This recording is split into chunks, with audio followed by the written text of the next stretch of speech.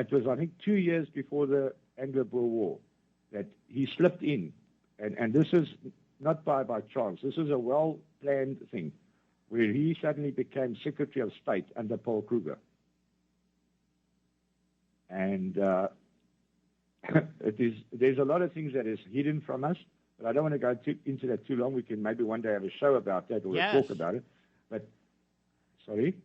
Yes, I'd like to do that. You got the mute on? No. Can you hear me? Yes. Oh, yeah, okay. All right. Now, I just heard talking there, so I thought I should just hold on a second. Oh. No. But Smuts helped betray the Boers and to force him to stop the war. And he had a tremendous influence on General Botha. And Botha, of course, from the time that the Boers started retreating from Bloemfontein right up to Pretoria, Donkerhoek, General Botha was actually going out with a little white flag. The Boers used to fight in commandos. Each little town was a commando. So a lot of little towns, people would come together, and in different commandos, similar to sort of military setup today. And Botha would go out with a white flag, and a while later the flag would come back. They'd fight him for a while. Then Botha would run away with some of his commandos, and then the other Boers would have to, after a while, also leave. And that's how they retreated. Now, these things are not known to people in South Africa and the rest of the world, because our books were always, whenever anybody wrote about our history, everything, the books were printed by a company in the Cape Colony, in the Cape Town, and it was in the Cape Province, by Human and Reserve. And these people have always, and that is my total belief, because all books written by, or printed by this company, Human and Reserve, if you talk about the Boer War and you read about it in Afrikaans, you might read the first page about the terminology Boer, or the name of our nation, the Boer nation. Sorry. But straight after that, that word disappears out of the books, and it just says Afrikaner, Afrikaner, Afrikaner. They would start off in the Boer War, the Boers this, but the Afrikaners were fighting. Now, this is totally ridiculous and sick. The Boer War, the Boers, but then suddenly the Afrikaners were fighting the war for the Boers. Like we became couch potatoes, And this is propaganda to kill the identity of the Boer. But then when you find books, which I've read many of these books which were printed outside of South Africa and even in Africa and different places and some in overseas, that when you read these books, you never find the word Afrikaner in there. It talks about the Boer nation, about the Boer people, about the Boer struggle, about the Boer wars, about the Boer history, right from the beginning to the end. And the word Afrikaner hardly ever comes in, and when it does come in, it's only to say that the Afrikaners were trying to do this to us. You follow where I'm coming from? Yes, definitely. And no, definitely. That's and that song. Could you be able to get to play the Transvaal national anthem for us or not?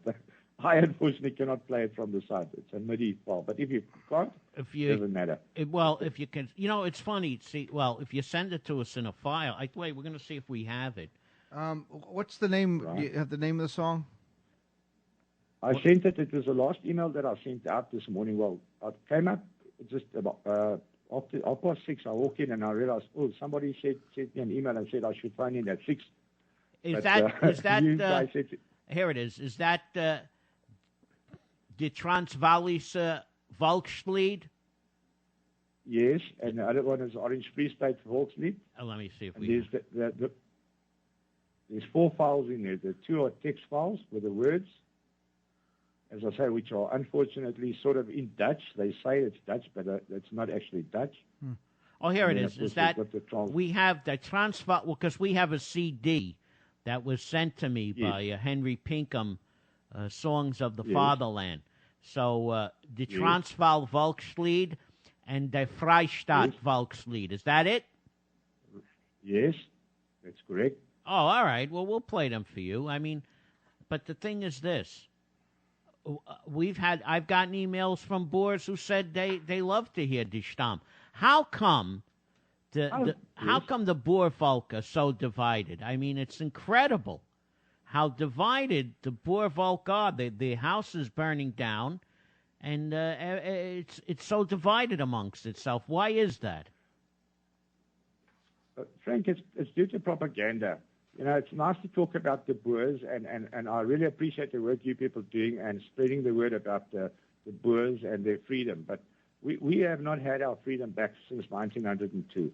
Now, if you talk about Boers, it is the Boers who fought Britain in 1899 and up to 1902. They were a nation, okay? And our freedom was taken away in 1902. And after that, the Cape Dutch, who actually were the people that were propagating, we are Afrikaners, because, if you look at things like Andries Treurnig, for instance, the late Andries Treurnig, he was a Conservative Party. I had a talk with him once, a short talk, and he was shouting at me and saying, we are Afrikaners, because long ago, Hendrik Boervolk stood up and said in the Cape in 17-something, I think 1706 or somewhere, or no, maybe later, Ich bin einer Afrikaner, when he stood up at a magistrate's court and shouted at the magistrate. But that's all they say. It's like on your Washington Monument. You've got things, I think it's on the Washington Monument, where they've only put a part of what Washington said, one half of the little verse that he said or wrote, and by that they say you can integrate now, Where Washington said you cannot integrate with blacks, you understand? Yes. But so Boervolk stood up and said, I'm from Africa. I'm no more from Europe, and I don't need Europeans to come and govern me. But now the Afrikaner in the Cape, they never worried about freedom. They've never in their life ever had a freedom struggle. When the Dutch controlled them, when the British controlled them, and when the Dutch controlled again, and when the British took over again after they defeated Napoleon. So it changed four times. The Dutch, then the British, then the Dutch, and the British, around about the turn of the 19th century, 1800s. 1795 to 1807, around about there. Now, the Cape Dutch people never had a struggle for freedom. The Boers moved away. When the Boers came, as the immigrants came out to South Africa, the Boers were mainly made up of Germans. But in Europe, there was the Catholics were prosecuting the Protestants 150 years before the Boers, or even before Van Riebeeck came here and started up his little McDonald's down in Cape Town. That's what I call it, the Kentucky Fried Chicken or something. He was not the father of the Boer nation. He rejected bringing immigrants into South Africa.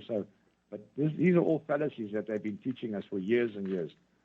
And the people that came in from Holland were those Protestants that were